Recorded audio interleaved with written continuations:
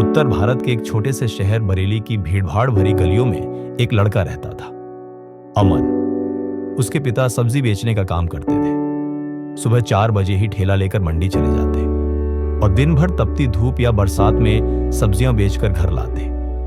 माँ घर संभालती और अमन व उसकी छोटी बहन की पढ़ाई का ध्यान रखती। घर का माहौल प्यार से भरा था, लेकिन पैसों की तंगी हर वक्त महसूस होती। कई बार अमन अपने दोस्तों की तरह नए कपड़े या खिलौने मांग नहीं पाता, लेकिन उसके दिल में एक सपना पल रहा था। वह इंजीनियर बनना चाहता था और ऐसे प्रोजेक्ट्स पर काम करना चाहता था जो गांव और छोटे शहरों की जिंदगी आसान बना सके। स्कूल के दिनों में अमन की पढ़ाई हमेशा अच्छी रही। उसकी नजरें हमेशा विज्ञान की किताबों में डूबी रहती। जब उसके क्लासमेट क्रिकेट खेलते, वह पुरानी मशीनों को खोलकर समझता कि वे कैसे काम करती हैं। एक दिन स्कूल के साइंस फेयर में उसने एक छोटा सोलर पंप बनाकर सबको चौंका दिया।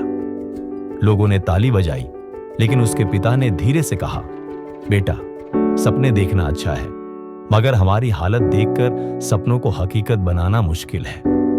यह वाक्य अमन के लिए एक चुनौती थी। उसने तय कर लिया कि चाहे कैसी भी मुश्किल आए, वह कभी हार नहीं मानेगा। हाई स्कूल खत्म होने पर अमन के सामने सबसे बड़ी दीवार आई, कॉलेज की फीस।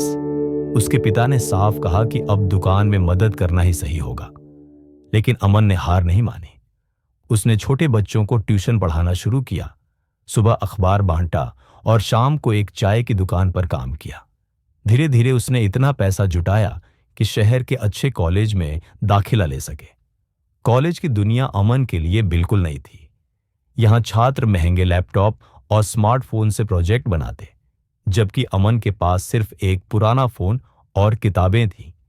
कई बार प्रोफेसर भी कहते, अमन, इस प्रतियोगिता में हिस्सा लेने के लिए तुम्हें संसाधनों की जरूरत होगी। क्या तुम वाकई कर पाओगे? लेकिन अमन के इरादे अटल थे।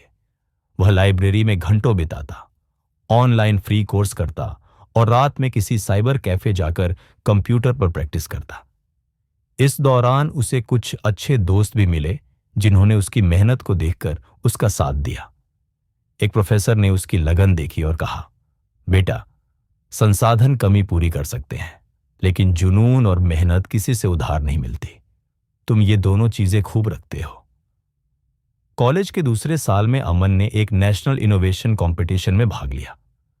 उसने मेहनत करके एक लो कॉस्ट वाटर प्यूरिफायर बनाया, लेकिन तकनीकी खराबी की वजह से उसका प्रोजेक्ट फाइनल राउंड में फेल हो गया। यह उसके लिए बहुत बड़ा झटका था।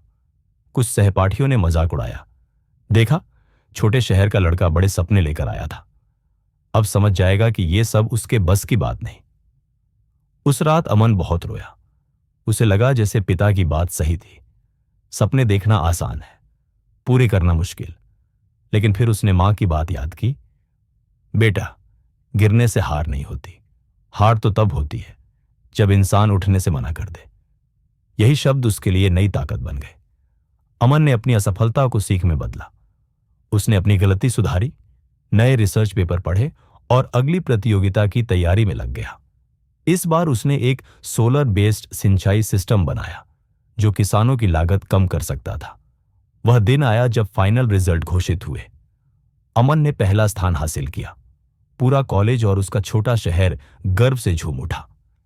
इस जीत के बाद अमन को एक प्रतिष्ठित मल्टीनेशनल कंपनी में इंटर्नशिप का मौका मिला। वहां उसकी मेहनत और आइडिया देखकर उसे फुल टाइम नौकरी की ऑफर मिली।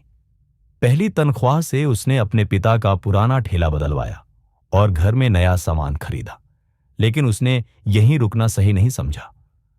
अमन ने अपने शहर में एक इनोवेशन हब शुरू किया, जहां छोटे बच्चों को मुफ्त में विज्ञान और तकनीक की शिक्षा दी जाती। उसने कहा, मैंने अपने जीवन में सीखा है कि सपनों को पूरा करने के लिए सबसे जरूरी है कभी हार ना मानना। अगर मैं सब्जी बेचने वाले पिता का बेटा होकर यहां तक पहुंच सकता हूं, तो कोई भी बच्चा अपने सपनों को हकीकत बना सकता है। अमन की कहानी हमें यह सिखाती है कि परिस्थितियां चाहे जैसी हों, अगर इंसान ठान ले तो हर बाधा को पार कर सकता है। कभी संसाधनों की कमी को अपनी हार न माने, असफलता को सीख में बदलें और सबसे जरूरी, कभी हार मत मानो।